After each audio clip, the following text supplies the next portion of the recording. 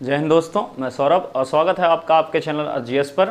हम लोगों की करंट की सीरीज़ का अगला दिन और कुछ मेन पॉइंट जहां से क्वेश्चन आपके बनते हैं, लेकिन उसके पहले कुछ और बातें बता देते हैं आपको। कल आपको एक टेस्ट पेपर टाइप का दिया गया था करंट की सीरीज़ का 3 मंथ्स की स्टार्टिंग का। देखिए, आप कोई भी एग्ज़ाम देने जाते हैं तो वहाँ पर लगभग 6 से 9 महीने तक की करंट आती है। और अगर अभी आपके एग्ज़ाम देखे जाएँ तो पेट का अगस्त में, एसआई का अक्टूबर में सुनने में आ रहा है। तो इस हिसाब से 2021 स्टार्टिंग से करंट आपकी बहुत ज़रूरी है। और जब आप करंट पढ़ेंगे तो जनवरी से आपकी कंप्लीट होनी चाहिए और आपकी क्लासेस स्टार्ट हुई हैं जून से। तो वो क्वेश्चन के फॉर्म में मैंने कोशिश करी है कि आपकी करंट कवर हो जाए। तो जनवरी से लेकर मार्च तक की आपको 3 महीने की जो शीट 100 क्वेश्चन की बना के दी गई है, उसको आप अच्छे से सॉल्व करिए। आज शाम या कल तक उसका सोल्यूशन अपलोड कर दिया जाएगा। इसी तरीके एक दूसरी शीट अपलोड करी जाएगी, क्वेश्चन पेपर बना के दिया जाएगा आपका अप्रैल से लेकर जून तक का। तो 3 महीने की वो हो जाएगी, उसमें भी लगभग 100-150 क्वेश्चन होंगे, उसका भी सोल्यूशन आपको जल्दी ही मिल जाएगा। और उसके बाद हर मंथ की, जैसे जुलाई कंप्लीट हो जाएगा तो जुलाई की आपकी टेस्ट सीरीज आपको मिल जाएगी। और एग्ज़ाम के टाइम पे 2 और आपको टेस्ट मिलेंगे। तो करंट का ये मान के चलिए, कोशिश ये रहेगी अगर 10 क्वेश्चन है तो 10 में से 10 आपके पढ़े हुए हों। एक भी क्वेश्चन ऐसा ना हो कि आपका बाहर का हो और कुछ भी एक भी क्वेश्चन आप छूटे। अगर आप 1-1.5 घंटा यहाँ पर दे रहे हैं अपना क्लास में डेली के हिसाब से तो बहुत बड़ी बात है। और उस 1.5 घंटे में मैं ये कोशिश करूँगा कि आपका कोई भी क्वेश्चन बाहर ना जाए। और बाकी सब्जेक्ट की बात रही तो थोड़ा सा शेड्यूल बन रहा है, उसका सेटअप हम लोगों का ठीक हो गया है। ठीक, अब पीडीएफ भी आपको मिलना स्टार्ट हो जाएगा बहुत जल्दी, करंट का भी मंथली वाला, और टेस्ट टाइप में भी आपको मिलने लगे हैं। अब क्लासों का बस शेड्यूल बनाना है कि पेट के बच्चे अलग और एसआई के बच्चे अलग। अगर आप लोग ज़्यादा हो तो फिर अलग अलग चलेगा, नहीं तो फिर आपका एक साथ ही बैच की टाइमिंग बता दी जाएगी।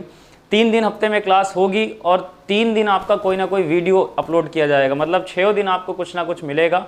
और हो सका तो स्पेशल डेज या कुछ स्टैटिक पोर्शन है, जैसे कैपिटल कंट्री करेंसी या आपका कोई गेम्स हो गया रिलेटेड, इन सब टाइप के आपको वीडियो अब जल्दी मिलते रहेंगे। तो बस एक चीज़ है आप लोगों से, आप रेगुलर क्लास अटेंड करिए अगर आप कर रहे हैं। नहीं तो फिर आप अगर बीच में आते हैं 2 दिन छूट जाता है, और अपने नोट्स थोड़ा सा कंप्लीट रखिए। अगर आप नहीं करेंगे तो एग्ज़ाम के टाइम पे आपको ऐसा लगेगा कि बहुत बड़ी गलती हो गई है, 2-3 महीने ढंग से पढ़ लेना चाहिए था। क्योंकि जब हम आपके साथ मेहनत कर रहे हैं तो आपको भी बराबर मेहनत करनी चाहिए। और एक चीज़ लास्ट, आपके लिए मेहनत करी जा रही है तो आपकी जिम्मेदारी बनती है आप हमसे ज़्यादा मेहनत करिए। तो बाकी और बताएंगे चीज़ें। नेक्स्ट आपके आगे बढ़ते हैं पॉइंट पे। तो एक नाम आया आपका पुष्कर सिंह धामी, नाम आया पुष्कर सिंह धामी। ये जो आपके पुष्कर सिंह धामी हैं, ये उत्तराखंड के, किस राज्य के? उत्तराखंड के अगले मुख्यमंत्री बनाए जा रहे हैं। आज बना दिए जाएंगे, फ्यूचर की बात है, ठीक। तो आज बना दिए जाएंगे आपके मुख्यमंत्री, और अब तक के ये सबसे युवा मुख्यमंत्री बनेंगे। और इनकी आयु कितनी है? 45 साल। ये जो उत्तराखंड है आपका, यहाँ पर बहुत उठा पटक रही है। जब से भी ये राज्य बना है तो बहुत सीएम, कभी कोई 1 दिन के लिए बना, कभी कोई 19 दिन के लिए बना, कभी कोई 25 दिन के लिए। तो देखिए उठा पटक अभी भी जारी है। तो अब रिसेंटली आपके कौन सीएम बन रहे हैं वहाँ के? पुष्कर सिंह धामी। और ये जो आपके पुष्कर सिंह हैं, ये ऊधम सिंह नगर के खटीमा, ठीक, निर्वाचन क्षेत्र से प्रेजेंट टाइम में आपके विधायक हैं। कहाँ से? ऊधम सिंह नगर के खटीमा निर्वाचन क्षेत्र से विधायक हैं। और जिनका ये स्थान ले रहे हैं, जिन्होंने अभी हाल ही में इस्तीफा दे दिया, तो तीरथ सिंह रावत। तो 2 क्वेश्चन, पहला कि आपके जिन्होंने इस्तीफा दिया तीरथ सिंह रावत, जो बन रहे हैं पुष्कर सिंह धामी, और अब तक के सबसे युवा, आयु 45 वर्ष। नेक्स्ट आगे बढ़ते हैं। नाम आया मरियप्पन थंगावेलु। नाम क्या? मरियप्पन थंगावेलु। ये जो आपके हैं, ये पैरा एथलीट है। पैरा एथलीट मतलब जो थोड़े से आपके किसी ना किसी चीज़ में दिव्यांग होते हैं। मतलब किसी का कोई पैर में विकृति है, या हाथ में, या आइज़ में, कुछ भी एक विकृति होती है। तो टोक्यो पैरालंपिक खेल मतलब जो आपके इन्हीं लोगों के लिए स्पेशली होते हैं, उनकी बात करी जा रही है। तो मरियप्पन थंगावेलु को टोक्यो पैरालंपिक खेलों के लिए ध्वजवाहक, ये अच्छा क्वेश्चन है कि भाई जाते तो बहुत से लोग हैं, क्वालिफाई बहुत से लोग करते हैं, लेकिन ध्वजवाहक किसे चुना गया? तो नाम उनका मरियप्पन थंगावेलु। और किनके लिए? टोक्यो पैरालंपिक के लिए। ये एक आपके हाई जंपर हैं, मतलब ऊंची कूद वाले हाई जंपर हैं। जो टोक्यो पैरालंपिक है वो कब से स्टार्ट हो रहा है? 24 अगस्त 2021 से, मतलब 2 महीने बाद आपका लगभग। और आयु इनकी अभी प्रेजेंट टाइम में कितनी है? 25 वर्ष, ठीक। पिछले साल ही इन्हें क्या मिला था? खेल रत्न पुरस्कार। ये जो आपके हैं, ये तमिलनाडु के सलेम जिले के निवासी। किस जिले के? सलेम जिले के।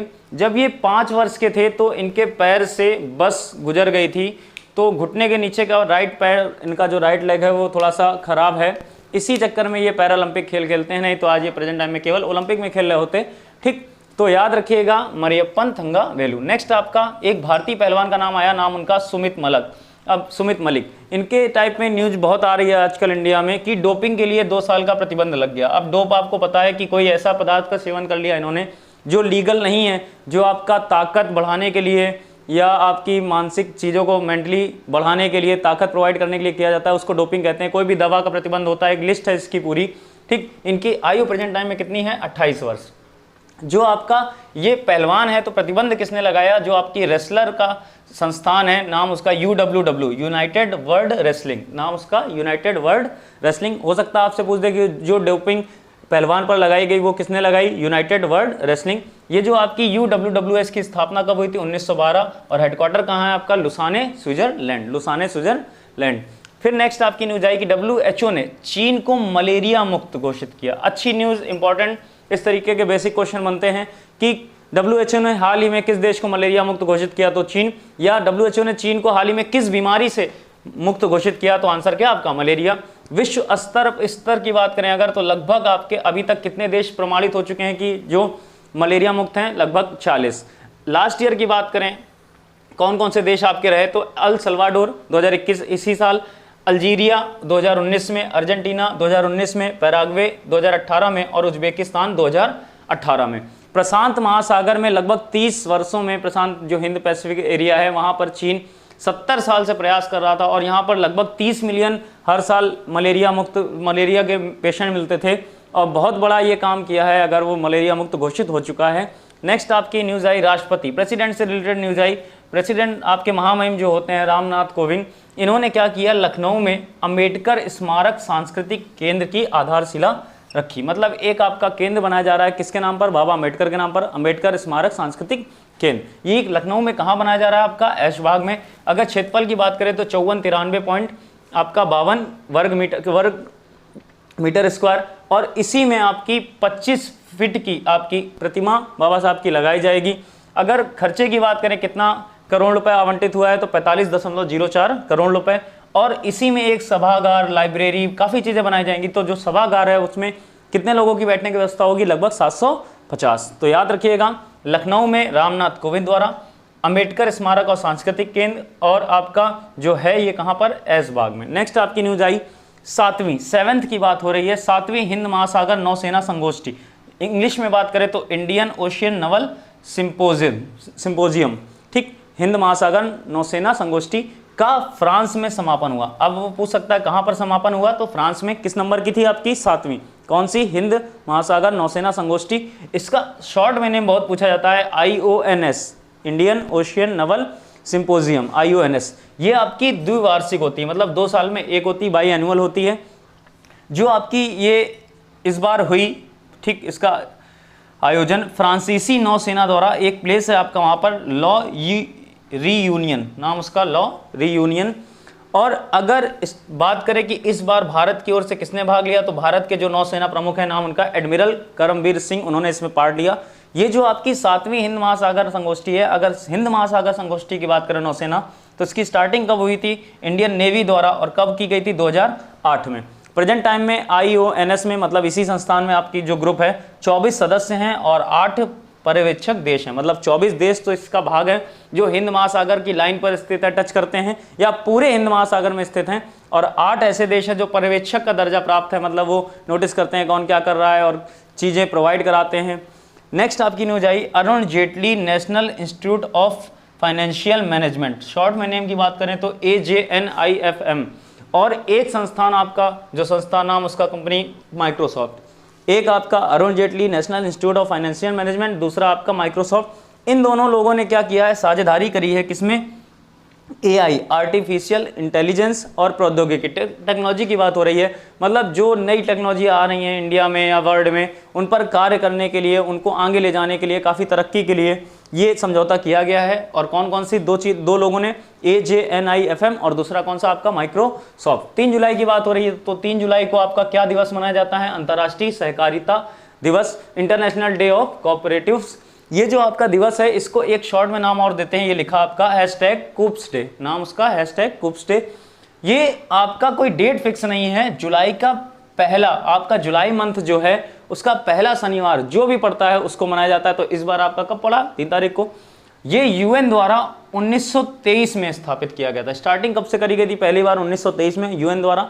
और इस बार की जो विषय है आपका, ये लिखा एक साथ बेहतर पुनर्निर्माण या रिबिल्ड बेटर टुगेदर।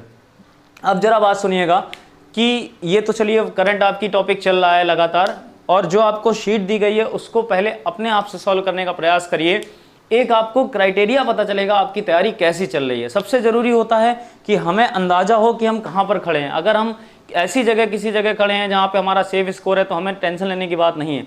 मान लीजिए आप 100 क्वेश्चन में 50 क्वेश्चन नहीं कर पा रहे हैं तो फिर दिक्कत है, आपको और मेहनत करनी है। और हमें आप बताइए कि हाँ आपके कितने क्वेश्चन हो पा रहे हैं, तो हम उस पर और प्रयास करेंगे, ताकि हम आपके लिए लगे हैं, मेहनत कर रहे हैं, तो आपको और भी मेहनत करनी है।